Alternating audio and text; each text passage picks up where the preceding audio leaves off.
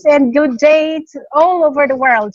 Once again, this is Barlaan, and welcome to our women's world. Actually, we are now on the eighth episode. Isn't this amazing?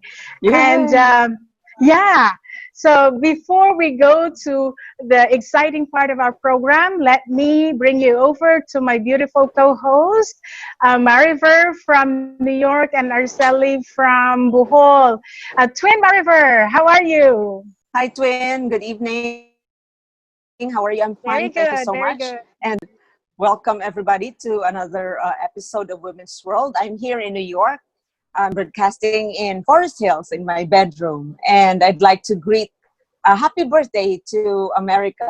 We had a simple celebration yesterday for July 4th. So it was happy, and the important thing is the message of the love for freedom is there, and we didn't have to go out to celebrate in order to be compliant with the pandemic.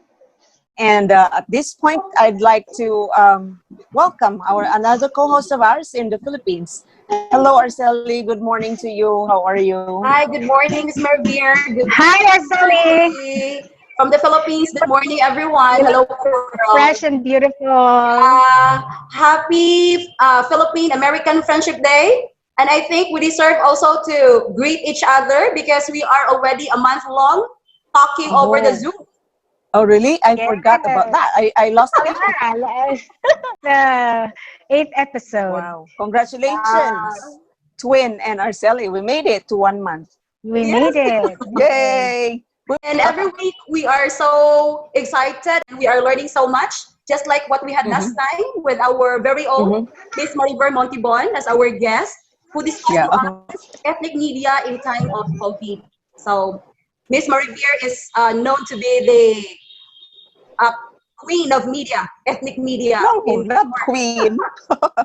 Okay, and she described media as the fourth state, uh, taking it from the Britain origin, and that she also described it as a reflection or a mirror to the society, the watchdog of the government. And in America, there are two types of media. We have the corporate media and the ethnic media.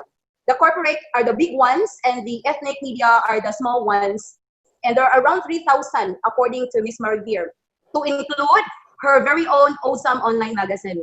And as to the issues that they are so concerned about, where immigration law, economy, census, election, and COVID-19.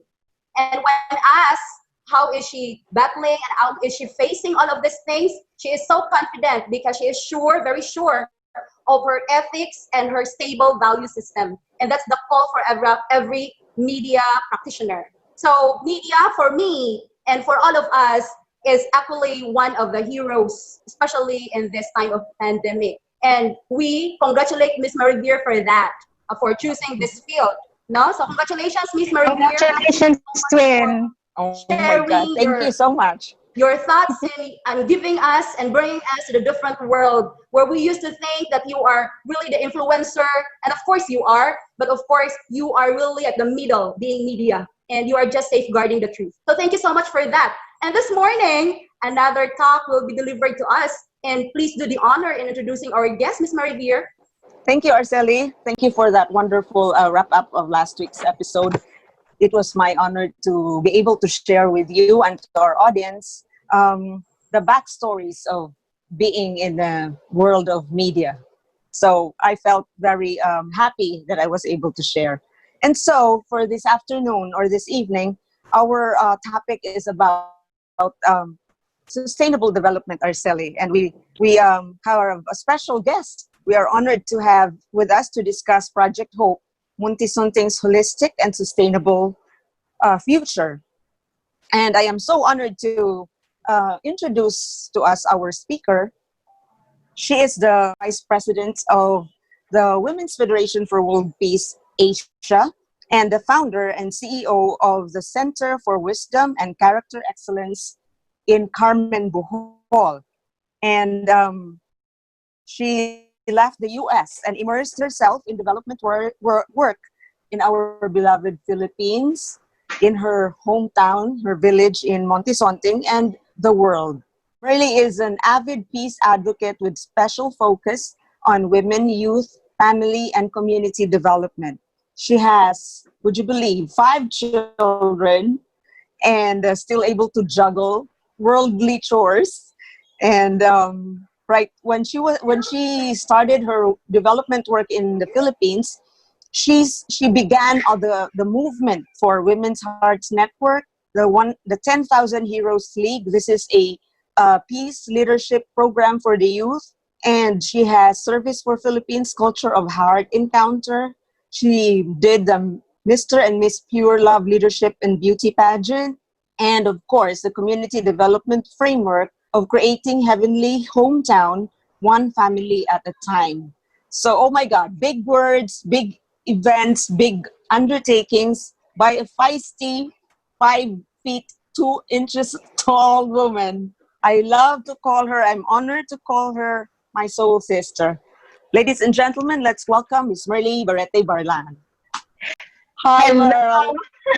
Hello, twin. Thank Your you turn. so much for that very, it's a very big intro, but I'd like to be called just a simple farm girl and just happen to wander around New York City. For the sake of this 8th episode, I'd like to share my story and hoping that it can inspire the of women in the villages and the women leaders all over the world. I can never start my story without thanking you, twin, and Dr. Arceli Hernando. 10 years ago, 10 years ago, when we first started this journey, you helped me so much with putting together. My husband and I, we founded the NGO, the nonprofit organization. It's called the Center for Wisdom and Character Excellence. And when we planned the development framework of that, you were there, twin, and you helped me so much. So I want to thank you. And when I went back to Philippines, the very first friend that opened her heart and arms to me, even without knowing me so much, is no other than Dr. Arceli Hernando. So words, I could not put together all these big project without you by my side. So this 8th episode of Women's World is just so fitting. It's a tribute for you and for the women of the world, the women and the families of Montesunting and the families all over the world. I have actually a PowerPoint, but let me just first start with the story behind it. Ago, I would say I lived the American dream at that time. I had the best job that I like at the UN office in New York, and yet deep in my heart, whenever I go back to Philippines, there's always this nagging feeling when I see that the words of the dream of the United Nations, which is peace and development, when I come to my hometown, it's really, I don't see it developing. I studied hard the world level development agenda, and I studied how the policies are being formed and why is it that's not working in the lowest level of the society where it is meant to be. After 16 years, I feel like not really that satisfied in terms of the development I wanted to see in my hometown. So I resigned. I resigned from my work, and off I went together with my 4 kids back to my hometown in Philippines. And with that development framework in my mind, I really thought that I know already how UN works, and that I could apply everything what I've learned in the front line.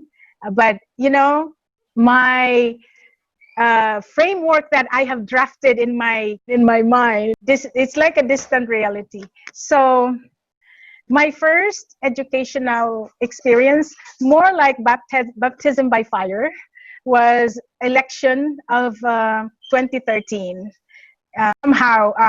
So I witnessed firsthand for the first time in my life how election is being carried in Philippines, and the institutional indoctrination or subliminal indoctrination of how to train young people doing the dirty jobs of politics, which is the vote buying. And I could see from the very beginning where how they it's organized by the officials, and the local officials would kind of follow that through, and it's really very efficient and very efficient, very organized. The teachers would be watching. They're not participating necessarily. I'm not really, I would not say they participate, but they're watching it. And the parents are the active participants. They would get mad if they did not get part of that vote buying money, and the kids are there watching it. I was really shocked, and I thought of it as in America there's also vote buying, there's also corruption, but as far as I know, they did it behind closed doors because they know it's wrong. But in Philippines, they do it in open air without reservations. And they think it's part of the normal, though. They think it's normal, so they don't feel so guilty about it. But what really struck me at that time was that if people do not feel that it's wrong, and what about the children? During that time, election day, I left my hometown, my village, and I went to Tagbilaran, and I locked myself inside a hotel room, and I cried and cried and cried. And that was when I called Arceli. Remember that Arceli very well, right? So I cried, and I shared my heart out. Then, I was thinking in my heart, should I fight or fight or flight, and I said, well, I pretty much resigned, and really it was a big challenge and a big commitment. So I said, going back to America is not an option, so I fight. And that was when I realized that when we dream of sustainable development, when we dream of world peace, it is the part where most of the world leaders underestimate the power of this other percent of the development process is the development of the foundational core values of the people, of the young people, and of the families. So if you think about it, America, we celebrated our 244th birthday, and for the last 200 years, America enjoyed the prosperity that everyone in the world dream of. Every country in the world dreamed of having that level of prosperity in America. But 244th year, we celebrated our America's birthday, but America is in the brink of destruction, self-destruction. The country is imploding, and that is a proof that materialistic aspiration has its limits. We could enjoy it for so many years, hundreds of years, but it has its limits. And you can see that in the dynasties and in the civilizations, Greece, Rome, civilizations in the past. So when I looked at the development framework in Montesunting, I started in Montesunting because it's the village. I grew up there, was born there, but it is the place where I could be present and monitor. And I gave it 10 years development process to grow. When I started, the principle is really important. Of course, there is the end goal. The vision is interdependence, mutual prosperity. That another story is the Dunkin' Donut story, my favorite coffee. Here in America, every morning, my husband and I, before we send our kids to work, to school, we always have Dunkin' Donut coffee. When I came back to Philippines, that Dunkin' Donut coffee was a day's work for my sister-in-law, for my neighbors, for my cousins. I couldn't enjoy it anymore. So I said, even if you have what you need, But if your neighbor, if your friend, if your family is not is suffering, you cannot enjoy it. So mutual prosperity is very important. But the third aspect that we forgot is the universally shared values, the core values that will stand the test of times, hundreds, tens and thousands of years, that will last longer for our children to enjoy. So we started it that way because I believe that every single human being really, no one has a monopoly of good idea. Only God has the that monopoly of all ideas. So I believe that all leaders out there, they really want to. One thing that I learned from working with the local leaders, provincial leaders, and world leaders, they have that part in their hearts that they're looking for good things that they can give to their constituents. It's inherent in all leaders. It's just that somewhere along the way, the lines get blurred because of the environment around us. So my dream is, in order for me to dream of a prosperous, sustainable community, for my family and for my hometown and for my province of Bohol and the country, Philippines, we really had to start that foundational value deeply ingrained. So it's interdependence, mutual prosperity, and universally shared values. And with that, we started with empowering our young people, the mothers. This is where we went out. Uh, we invested so much investment. Actually, I first started with doing like a garden competition, putting food on their table. But what happened was, I observed that the lack of ownership in the families, where they're so used to government giving them like a kind of a dole out support system, even when they have a capital, they would not necessarily know how to take advantage of it. And so monitoring is important, and monitoring our project, actually, that means that we need to be ever present in the community. So that was a bigger part, because in order for me to monitor, to fully understand the psyche of the families who are in need, I took my kids. My kids went back. My kids were studying in America in the gifted and talented schools. They had this great potentials, but that time I was so on fire with that dream that in the middle of the school year, I pulled out my kids from this very great school in America and brought them to the school in Montesunting, where the school at that time, at one point they didn't have a restroom. They had to go poop and pee in the grassland, and then so I was it, and the mosquitoes. We lived for 1 year. Even we didn't have like a proper place, a house to stay. It was not like us. It was difficult, but I really wanted to experience what are the needs of the mothers, how they live, so that I can formulate uh, um, a solution to the problems, and hopefully I can bring it back to the United Nations. So my goal was like, in 10 years, I got to come up with a development framework that works, and then bring it back to the United Nations.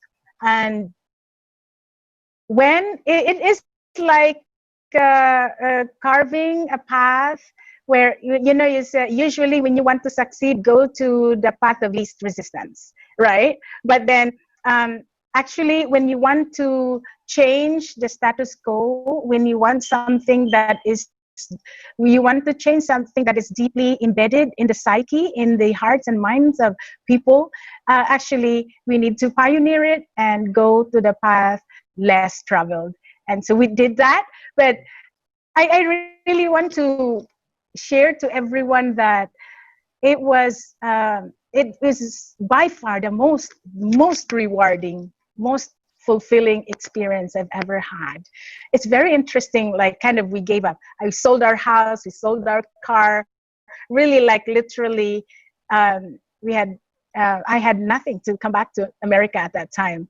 That's how crazy I went.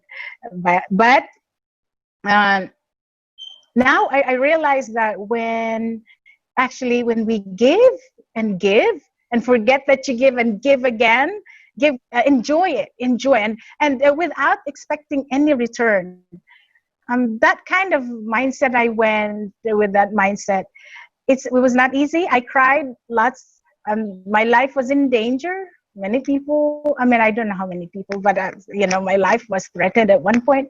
But I'm alive, and there is there is a thriving community. So the key there is I came in the with the reality that people were struggling for power. That was like manipulation of the law, of how to get around with the law, so that people could keep their power, struggles for power. But and somewhere along the way, the community, the innocent children, families were caught in between, and so they fell through the cracks. That's why community development really is struggling in the hinterlands, in the remote areas where people are less educated and they don't have access to proper education. With that, I made it to the point that the values that I learned, taught by the Women's Federation for World Peace, is that instead of power struggle, we call it power sharing. Then the key to the development of the community is power sharing. Show them. It has to be modeled and it has to be felt in their hearts, because it is something new. All throughout history, people go to war because that they want power, they want dominion. But the new path that we are trying to forge is power sharing is the most sustainable part, the most sustainable formula. And it starts with empathy and compassion. And then when you have these, the human spirit can just flourish and blossom. You can get loyalty without paying them. As politicians, people usually pay in order to get loyalty. But, with this new formula, power sharing, that means empowering the families, the women, and the young people. It's submission by natural surrender. They give you wholeheartedly. They're willing to sacrifice their dreams just to help you, even if it's uncomfortable to you, because they see so powerful, and the world leaders underestimated that power, but it's untapped power. And I want to show this to the world, that it is something so fulfilling, so beautiful and powerful, and it is sustainable.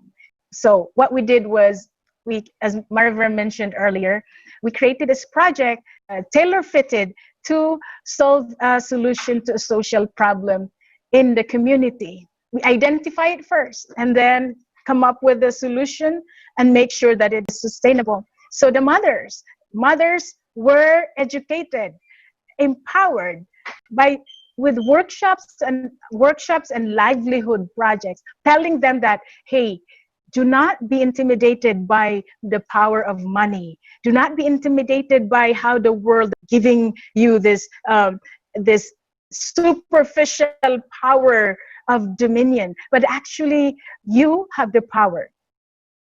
You have the power to produce a future president. Nobody expected President Duterte to become a president. I was a very simple farm girl from a very poor family who would walk an hour every day back and forth just to go to school.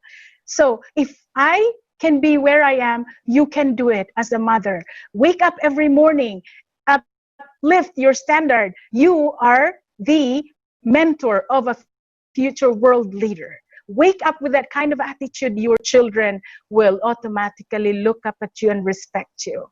And so with that, we started with a small group, 15 women from 15 mothers from the school that we operated. We ran a 3-year preschool. This group of mothers, then we expanded to have scholarships of 200 students in 7 high schools.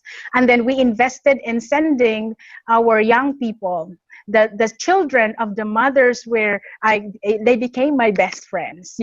Went to their houses, and it's really, I had fun with them. I had a good time with them, and I understand what they need. So their children, we sponsored their children for scholarship to college in Manila, and if for some leaders also expose them to what the world is all about, and then make them learn from it. 7 years after that, we have graduate of the International Peace Leadership College, 30 of them. And actually yesterday, 2 of them graduated. I think the 30th graduate. And with this, I'm glad to really see that the best educator for the mothers and the parents are their children. So when the parents saw how their children transformed into such an eloquent, big dreamer human beings, they changed. They also raised up their standard. So the holistic part, and when I say holistic, earlier Arceli mentioned to me that it's a big word, it's heavy. It is heavy, but without putting together that the holistic side of social development and sustainability of it, which is the sharing of universal values. Universal means something that doesn't change 10,000 years ago, 10,000 years in the future. It doesn't matter what is our religion, our gender. It doesn't matter what our racial or national affiliation. It doesn't change. So with this, we have reached out. So far, we have this project that we put together in partnership with the government of Bohol, the province of Bohol, Merly Blaschke in Vienna, and in Villach, and Esther. That's how I know you, because I went to Australia. I went to so many countries just to promote the formula. And we have the 5 projects, the 10,000 Heroes League, and then the Mother's Hearts Network, and the Conferences for Social Development, the Mr. and Miss Pure Love Leadership and Beauty Pageant, and the Community Development Framework. To conclude, the best way of leadership is walking by example, and it must be felt in the heart. By just talking about it, we have proven for thousands of years that it sticks in our mind, but it doesn't go through the heart. It must be modeled. And people must feel it. So Montebon, from a small, very, very poor, remote barangay, a village in the Philippines, it has risen to become the international hub of international youth leadership training program, where almost 500 young people from all over the world has traveled to Montesunting and to see for themselves, and they had life-changing, unforgettable experience where they can use to become future world leaders, peace-loving global leaders, and for the young people of Montesunting, transcending the barriers of poverty. Thank you so much. Let me show you the pictures. Okay, so here are the chocolate hills, world famous chocolate hills in Carmen, Bohol. I have a picture with the Mother Peace, Mother Moon. And so these are my core group of young people. And then we have the family, our family empowerment.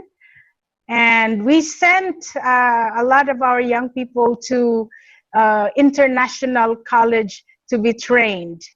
And then we worked together with the SK, the Sangguniang Kabataan, province level. And this is our 10,000 Heroes Pure Love movement.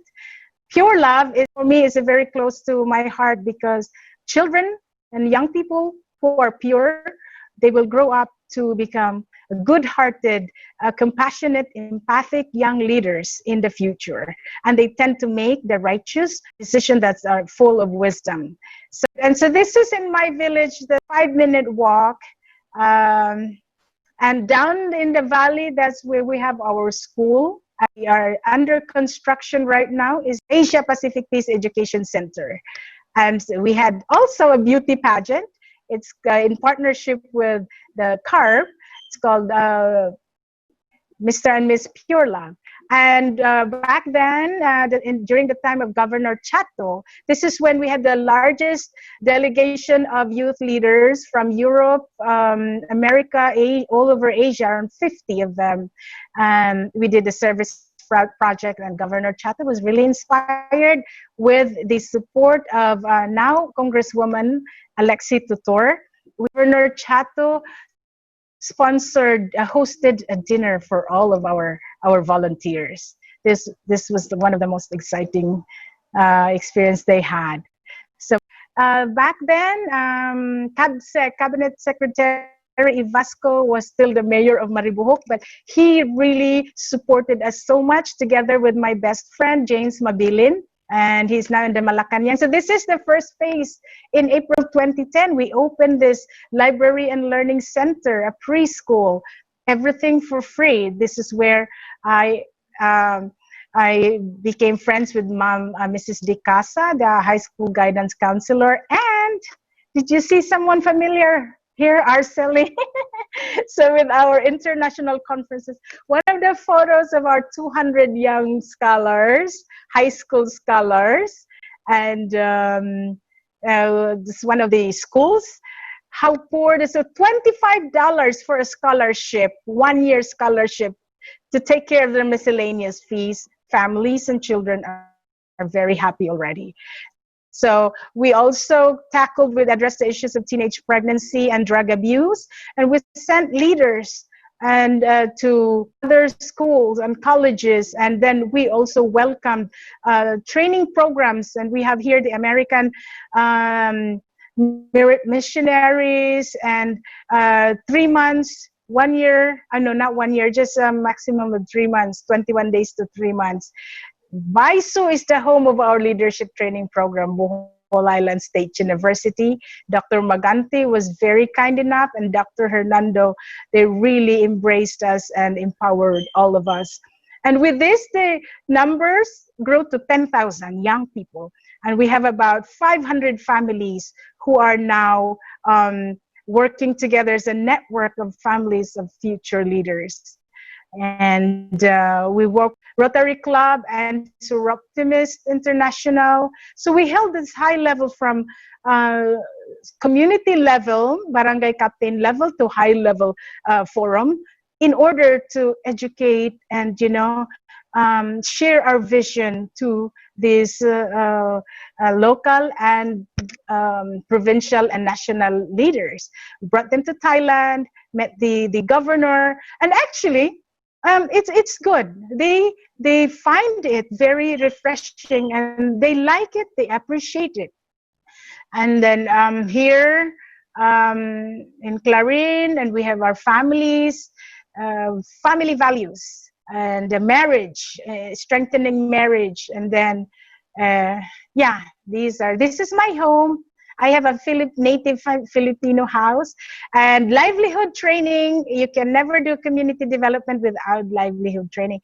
Women's Federation Korea donated $5,000 for this 9 high-powered sewing machines. And we trained them, worked together with TESDA.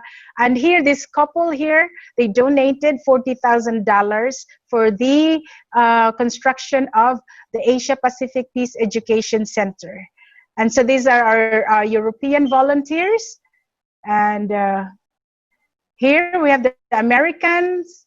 This is in Maribohok, and village drinking water sponsored by Suroptimist, and then $10,000 grant by the Suroptimist. And here, this is an $80,000 building. I've only raised $60,000 so far. I need $20,000 more. If you want to be part of this noble task, then we can work together here. And we have now Molave Forest Airbnb bed and breakfast. You are welcome to stay in this beautiful, refreshing place. And I think this is the way that we feel that we could inspire others, showing them a model. It has to be seen, and then it's like show and tell. Okay, I leave some for questions. Sorry, it took a lot. I went on and on, but 7 years, 10 years of work. Thank you so much. Thank you very much, Twin, for that very inspiring. It warmed my heart so much, and I'm truly, truly proud of you. It's an inspiration. Yes. Do you have a question already? Please ask I would our like speaker. to congratulate Miss Marley, and Yes. I cannot thank you enough. I have been hearing your story, and not only hearing, I am also a witness, an eyewitness to all what you are doing. So you are really inspiring me so much, and if idolatry is not a sin, I would have idolized you. And of course, you cannot replace my God. We have the same God. Well, congratulations. You really had a gigantic dream, and you are taking the steps towards realizing it. You are starting it in a very remote barrio in your hometown, and you left your American dream just to be here. I know you stayed in America 16 years, I think, before you had your work in the Philippines. So Yeah, 20 that's so amazing. something years. Yeah. I will just lump my questions. Did you not have second thought, probably getting back to America because you might be discomforted here? And second, it is said that prophets are not accepted in their hometown. Did you encounter the same thing? Like, were you facing some birth pains in having your projects with you, and how did you face and overcome all of those? And because I have been witnessing fruits, you are now actually reaping the fruits of your labor. In fact, my students, my graduates are already with you, and you're right. I do not know if they are paid, but I believe and 100% sure that in their hearts they really are understanding the call, and that is why they are with you in your mission. So congratulations for that. And Thank you. last na lang. I know, more than the brains that we have and all these ideals, if we do not have the funds to mobilize, we can, things will just be futile, right? So, how are you going things regarding that area? And probably you can shed light on us, and our dreams would also be, we can propel, right? Thank you. You have also big questions there. a lot to answer. I would start with the number one. I think your question was, did I have second thought? I did, but then I realized that I have God prepared me all my life to take this mission, so I cannot go back. I did not want to disappoint God. And then second is persecution. Was I accepted in my own hometown? In the beginning, no. If I mentioned about the institutional corruption and indoctrination, but also institutional persecution. That's big, right? So I leave it at that institutional, organized persecution of me. But, I was trained very well by Father Moon to love your enemy. And the more I love, the more it hurts. Then, now they're my best friends, So it's a world peace starts that way. And what was your third question? So financial, right? Financial. Holistic, yes. First, when we empower the people, the heart, it opens a chamber of in creativity in the mind and in the heart, that money will come out. Okay, like when we are the values that we keep and we align it with the universe, then inspiration will, you get inspiration how to do it. And then practically, I had a background of corporate fundraising. I studied at NYU. Somebody invested in me to study in the New York University, and how to write grant. By profession, I'm also a grant writer, so I can propose big projects. With that, we can survive. We thrive when we inspire people. People produce money. It's not the money that produce people. Thank you, Miss Marlene. Well, thank you. Sorry, I might be gone in. It's all right. You are excused. Arceli, Appear. I cannot thank you enough Thank you. without you. You know that while I was persecuted, she was the one. She's one of those people who stuck her neck out. Wow. She's your protector. Yeah. So you are my Amazing. idol too. Okay. Yeah. Thank you so much. Thank Twin, I have a you. question. When you immersed yourself in the community, which was more challenging? Was it to break through the hearts of mothers to become empowered, or was it to break through the hearts of the politicians who are so motivated by power and politics in the local level? It is more like it's both ways. It's both ways. Actually, the hearts of the people is more difficult because it's ingrained. It's ingrained. It is programmed in the hearts and mind. Transformation. Financial external interventions is nothing if it's not applied in our heart. It is more of changing the mindset and making it sink in and let them practice it. Practice is the most difficult part to do. So, but for people to practice it, they need to receive that emotional support and spiritual and moral support. They need to see it so that they can, they need to feel it in their hearts. When they feel it, then they can say, yeah, it's true. You're not lying. And the politicians also, they respond to according to the people's attitude. That's why they do it. It's really kind of give and take. But politicians by nature, they have their original intention to be good and serve their people. Thank you so much, Twin. I'd like to ask our audience here if they have questions. You can just unmute yourself. Thank you, Ate Tess from Zamboanga, and Wilma Kondo. Wilma Kondo is like my spiritual mother. She's financially also, she supported me. Yeah. Wow. So it's been a very good way. I mean, 10 years seemed long, but it's not enough, right? When there's still so much to do at the ground level. We're now in the second stage. First 10 years, it is a blueprint, but now is more on, we have to put together a banking center, a housing unit. We need to have like a shopping center, an international peace village. It's all in there. We have a school, this Asia level, Asia Pacific Peace Education Center. So it's all in there in place. And it's waiting for everyone to just, be part of it. And it's not a matter of whether you believe in it or not. It is achievable. Question again, Twin, like, are you able to make comparison in terms of family income, for example, when you started and 8 years later, 10 years later, has there been an improvement in family income? Oh, yes, definitely. Before it was like $1.50. I mean, 160 pesos for one day of working in the farm gardening. Now, and then laundry. Now I had to pay them double. So they have income. And then, of course, they have income. And then with those educational programs, we partner with TESDA. Those who graduated, the massage, those people graduated the hilot massage and the cookery. They now have more profitable work. They went abroad and also they started their own business. So they have more income. Awesome.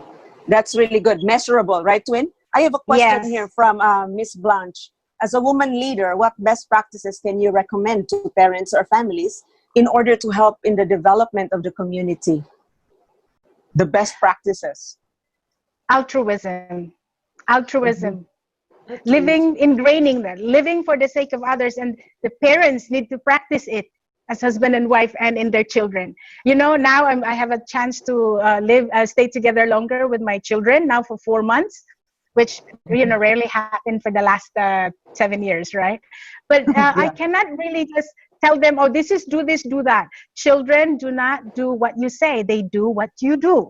When the family is good, then the children will just automatically follow, and then they will be good members of the society. Family is the first training ground, the first school. Amazing. Amazing. Parting shots, twin. What is the best lesson you want to share with us in your development work from the ground?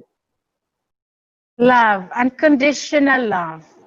Without love, without me anchoring my aspiration with God, there's no way I could withstand separation from my husband, persecution. And so now I'm harvesting the love and loyalty of these young people. I enjoy so much watching them grow and blossom to their fullest potential. But without seeing the vision and God's love, without love in our heart, we cannot sustain. One last question. I see Tita Nieva raising her hand.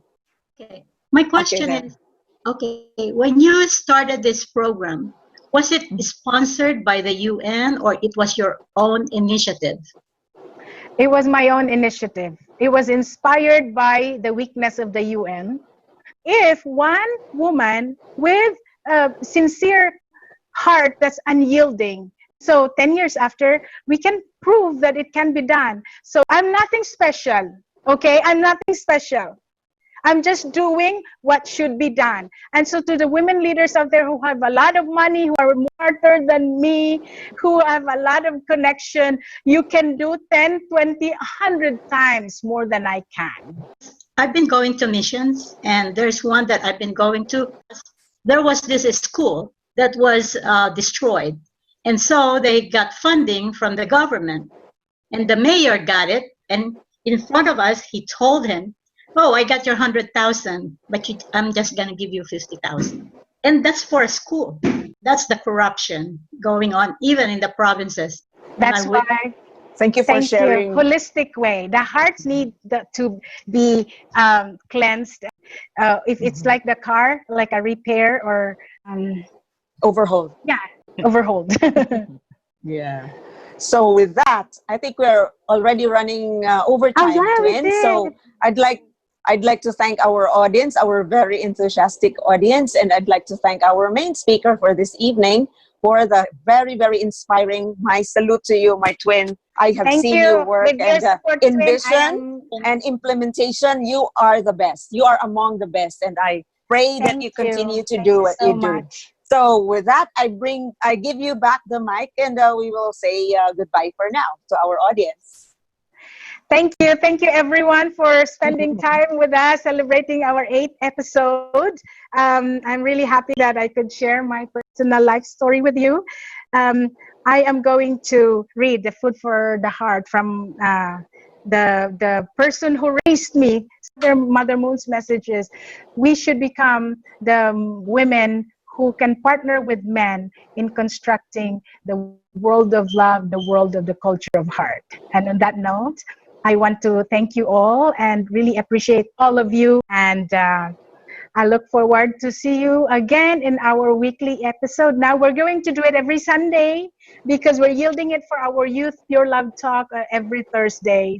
And so those who want to donate for, I'm raising $20,000 for my Asia Pacific Peace Education Center. Then please message me and we can talk more about it. Thank you, everyone. Thank you very much. Thank you, twin, and thank you for watching Women's World. Thanks to Arceli as well, who left a while ago for a meeting.